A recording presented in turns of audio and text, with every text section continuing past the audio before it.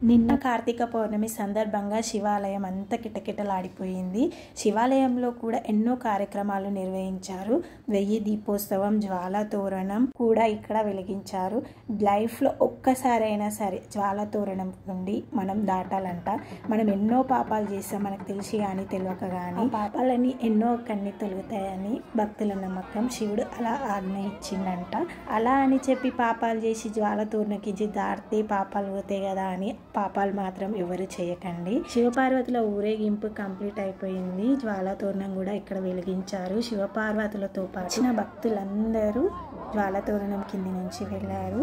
జ్వాలా తోరణం చుట్టూ 3 సార్లు తిరగాలంట. నేను కూడా తిరిగాను.